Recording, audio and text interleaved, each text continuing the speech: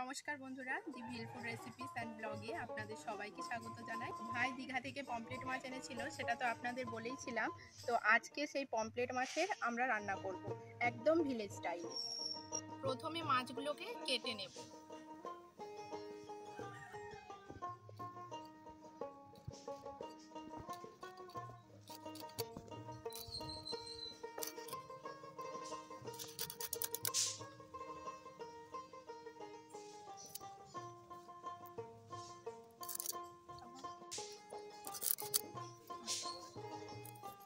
এরকম কেটে নিয়েছি, তারপরে এই মাঝে মাঝে অল্প একটু চিড়ে দেব যাতে মশলা লবণ সব ভালো করে ঢুকে যায়।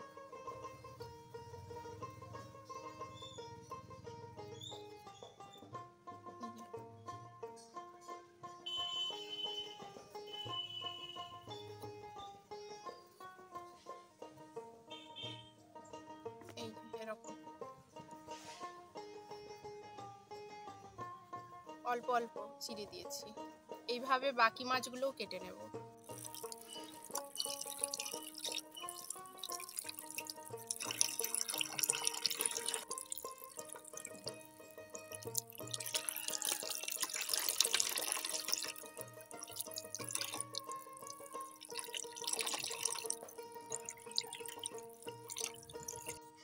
মাছ ধুয়ে পরিষ্কার করে নিয়েছি, এবার মশলা দিয়ে ম্যারিনেট করব। প্রথমে দিচ্ছি লবণ,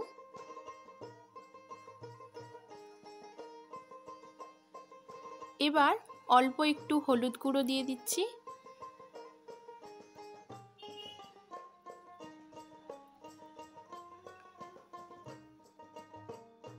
আর দিচ্ছি লঙ্কার গুঁড়ো। এবার টক দই দিয়ে দিচ্ছি,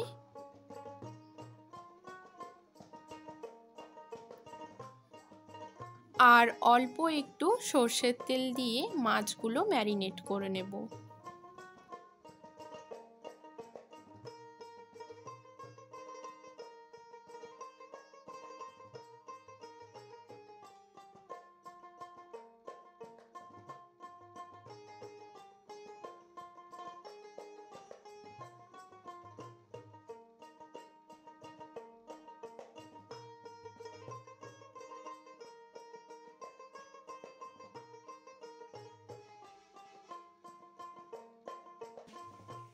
মাছটা ম্যারিনেট হয়ে গেল, এবার আমরা এটাকে ঢাকা দিয়ে 1 ঘন্টা মতো রেখে দেব।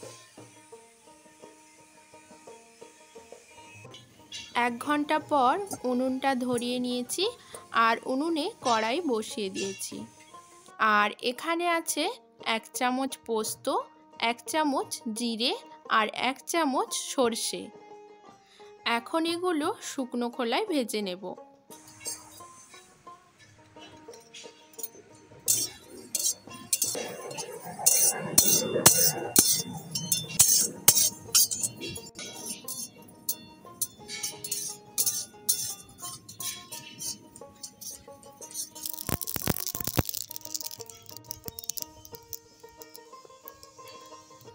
এখন কড়াইতে তেল দিয়ে দিচ্ছি।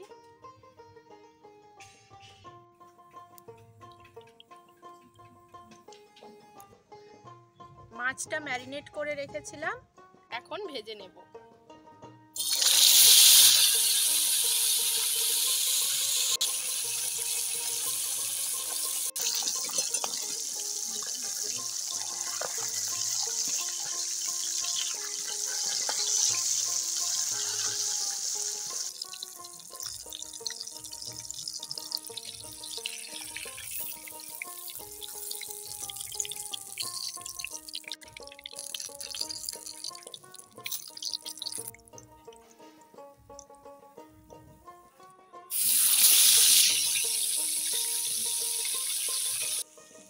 শুকনো খোলায় ভেজে রাখা গোটা মশলাগুলো গুঁড়ো করে নিচ্ছি।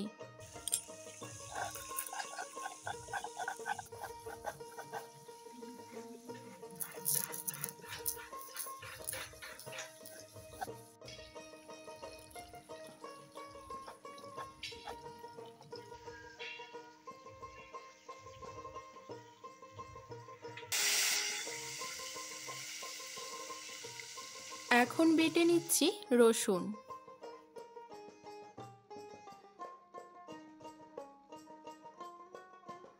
রসুন বাটা হয়ে গেছে, এবার আদাটা বেটে নেব।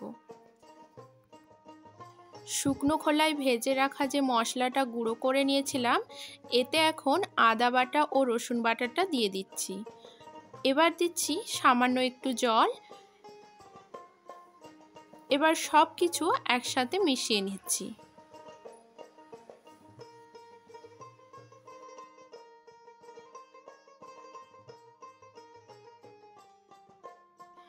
মশলার এই মিশ্রণটাতে দিয়ে দিচ্ছি হলুদ গুঁড়ো, আর দিচ্ছি কাশ্মীরি লঙ্কার গুঁড়ো। এবার দিচ্ছি লাল লঙ্কার গুঁড়ো।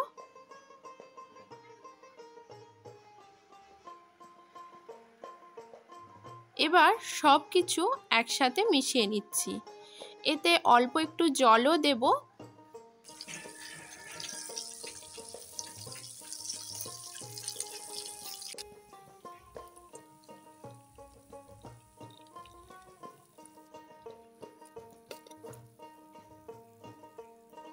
মাছ ভাজার তেলেই একটা তেজপাতা দিয়ে দিচ্ছি। দুটো শুকনো লঙ্কাকে ছিঁড়ে দিয়ে দিচ্ছি। এবার দিচ্ছি পেঁয়াজ কুচো।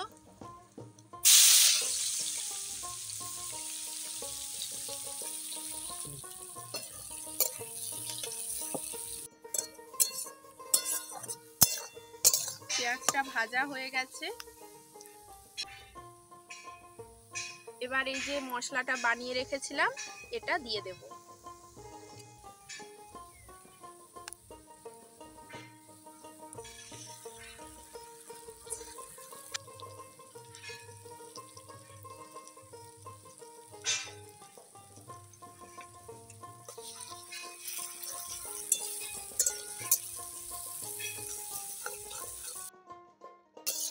মশলা ভাজা হয়ে গেছে, এবার অল্প একটু জল দিয়ে দিচ্ছি।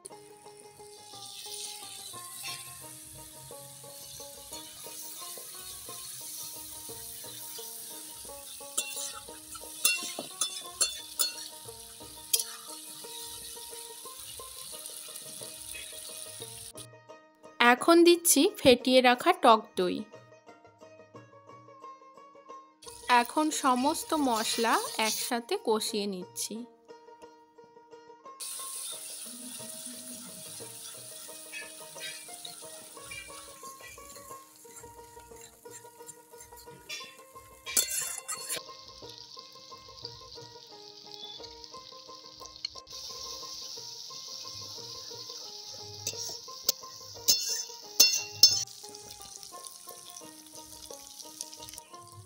মশলা থেকে তেল ছেড়ে গেছে, এখন নারকেলের দুধ দিয়ে দিচ্ছি।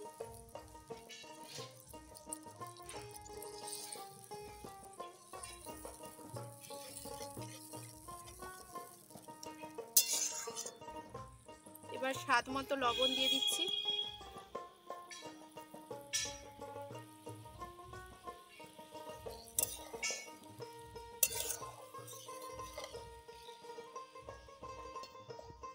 মশলা ফুটে গেছে, এবার ওই ভেজে রাখা মাছগুলো এতে দিয়ে দিচ্ছি।